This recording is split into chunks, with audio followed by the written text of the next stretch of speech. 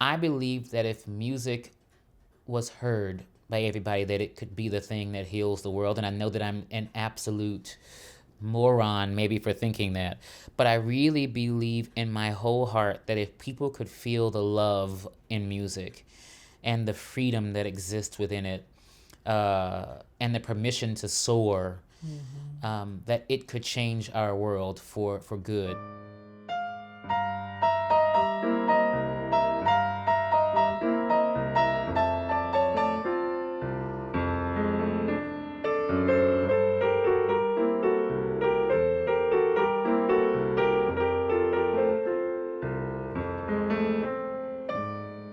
For me, as an instrumentalist, as a pianist, I'm always super conscious of the way that singers talk about their voices as their instruments, which is like complicated because it's your instrument, but it's inside your body, and so you have to take care of your body in a certain way and everything.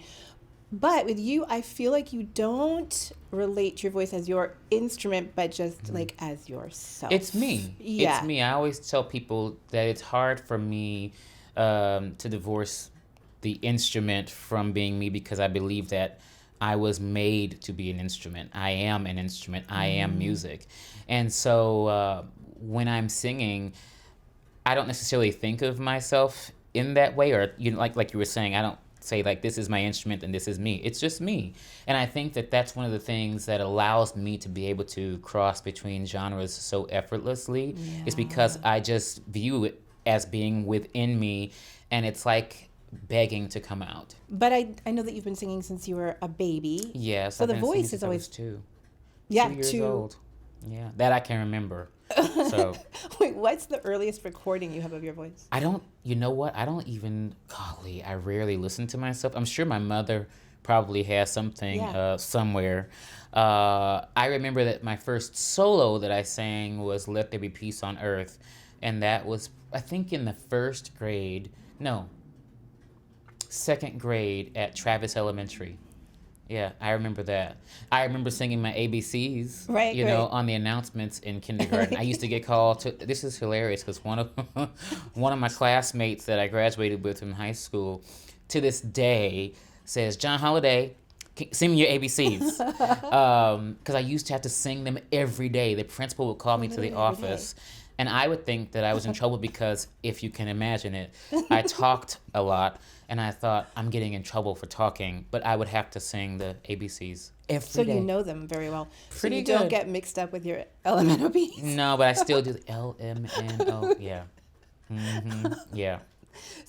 I guess the reason I bring that up is because for me too, this like voice as identity implies that finding your voice is finding your identity. If your voice has been there from the beginning since the ABCs, then obviously identity is a lifelong work in progress. Absolutely. But your voice was always part of it. Yeah. Right. So absolutely. Yeah. So I think a part of that too, when we think about finding your voice, if that were, it's hilarious that we say that, are kind of ironic, but one of the things that I would probably say is finding my truth.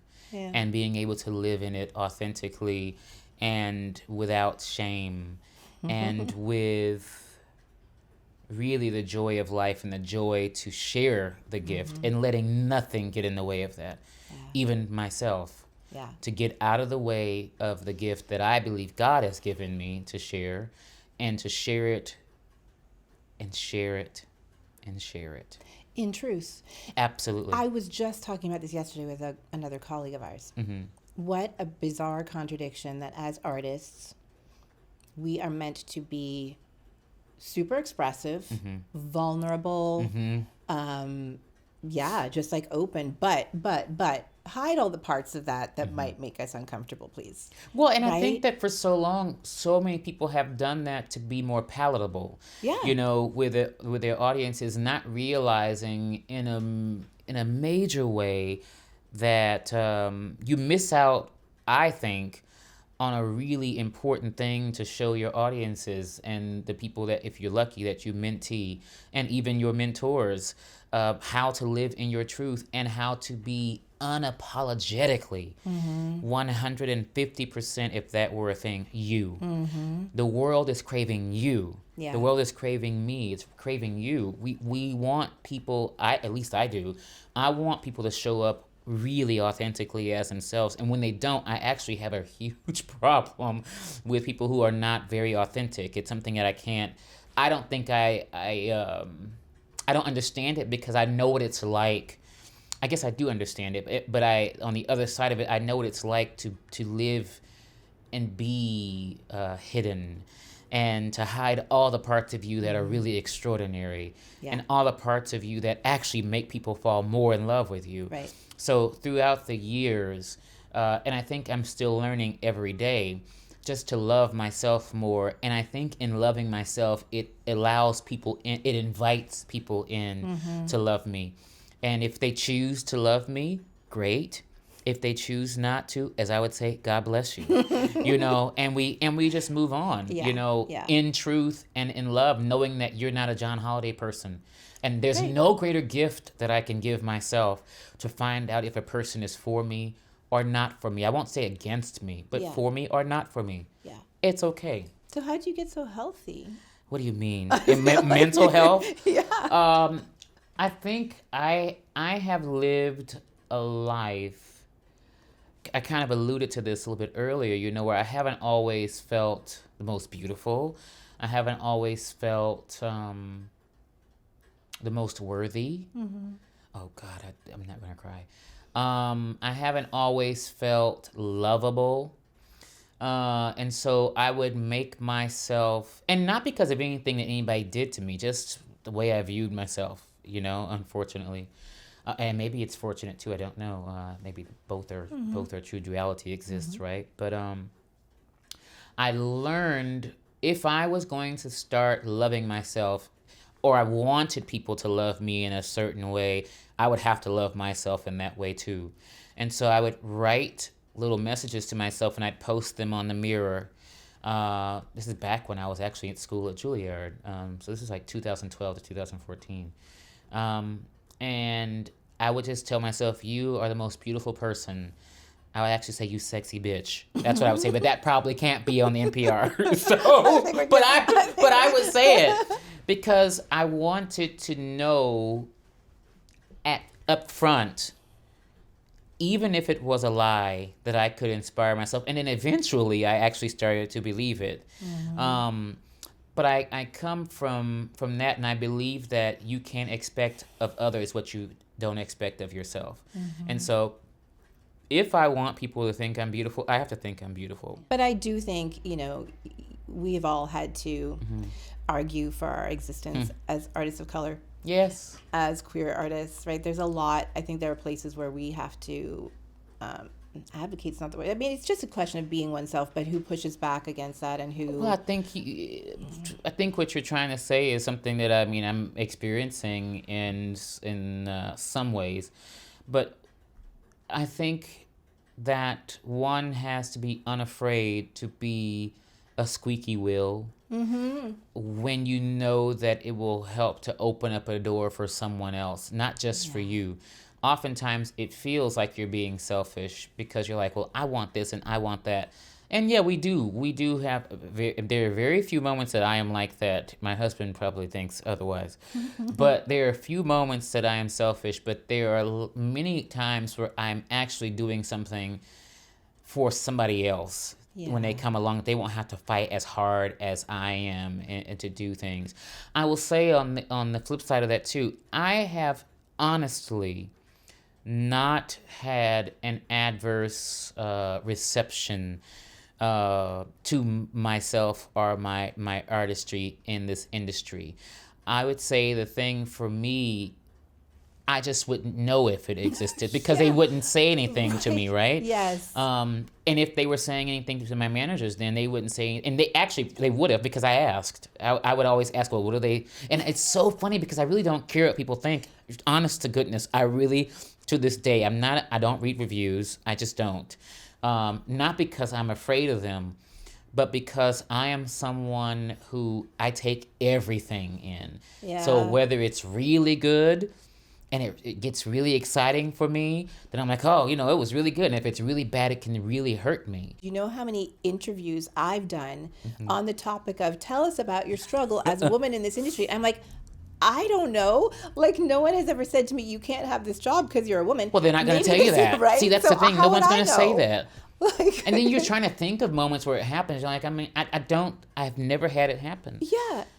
And Yeah. and the old school singers like Leontine Price, who I adore, and Shirley Verrett and Grace Bunbury, they would always say, "That's not my problem. That's their problem." That's So their I just don't focus on it. I mean, look, I think we all struggle with a certain amount of self-doubt Absolutely. and self-hatred. Imposter syndrome Yes. is real. They say Yeah. to stop saying that, but it's very real. Yeah, no, it's all real, and we put ourselves a bit in harm's way because whatever you want to believe, this is still a competitive and it's a hard way to make a life and make a living as an artist. Is it? Or have we tricked ourselves into believing that? Both of those things are true. Right? Both of those, yeah. Because I believe a part of that's true, and then I believe that most, and maybe it's just because I've gotten to a certain place, but I think this is something that helped me to get there. Yeah. Because I haven't always been at this level, and in fact, what I hope is I'm still climbing. Slow and steady wins the race. But what I believe is that the only competition is me. That I am competing with myself being better than I was the last time. Each time that I step onto a stage, I want to be better. In fact, I was telling my husband, it had to have been 2 days ago, I was practicing Le Grand Macabre, which I'm getting ready to do at the Bayerische Staatsoper. And I was saying, I sound really good. And I never, I mean, when I tell you it is very rare for me to say that, but I'll tell you what I've been doing. I've been studying. I've been having lessons like every week, sometimes twice a week. And I tell people all the time, no matter what, and I'm not kidding you, like I have 2-hour lessons twice a week, in addition to teaching. But I am so invested in becoming and being the best version of myself that I for a moment I stopped and I said to myself, I said, of course you sound good. You've been working at it. I remember as a student, remember I'm a pianist, not a countertenor. Yes. I remember sitting in the practice room in the conservatory and listening to the same handful of pieces coming out of every doorway in the long hallway and just thinking we are all doing this. And so at that point, this idea of to be the best yourself, it's hard. It takes self-knowledge, and self-knowledge takes time. I mean, look, there's also this long-standing archetype that the artist is meant to suffer. Yeah. Right? Be poor, suffer. Yes. Yes. Yeah. Sacrifice everything for the art. Visidarte, yeah.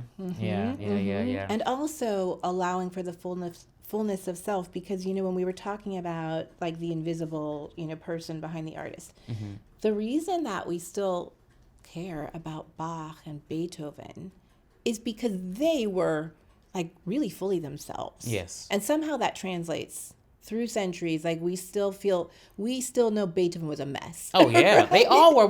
What artist isn't? I think we all are crazy. Yeah. So yeah. And I think that the reason that music survives and the reason that music touches and again like travels through time is because it requires listening. And if everybody, do you think it also is because of how it makes you feel? Oh yeah. Yeah. Yeah. But I think the feeling is dependent on the listening. The listener too. Yeah. Imagine how much better the world would be also if that active listening were happening around something beautiful. Well, it requires you to be super present. Yes. It's one of the things that I've never met Oprah and I've never met Bill Clinton or any of these people, but they always say anyone who's met them, whenever they're with them, that you feel like no one else in the world is there except for you. Yeah. I'm still working on that. Yeah.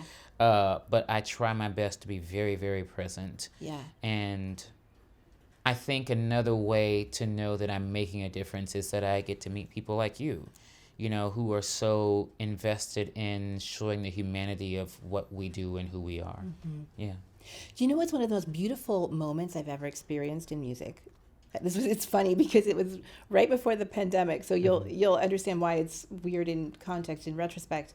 But the summer right before the pandemic, I was at Tanglewood, and the night before my show, Yo-Yo Ma was doing a masterclass on Bach, but it wasn't Bach, it was life, right? Yep, And he yep. does this thing where he was talking about pulse in the Bach suites. And so at a certain moment, he had everyone in this huge theater physically lean in towards each other and breathe together, which then, a few months later, nobody was supposed to. Of right? course. But that idea that you can be, on stage of the Metropolitan Opera, and to some extent, everyone in that room is actually breathing together. Yeah. Oh, that's really wonderful.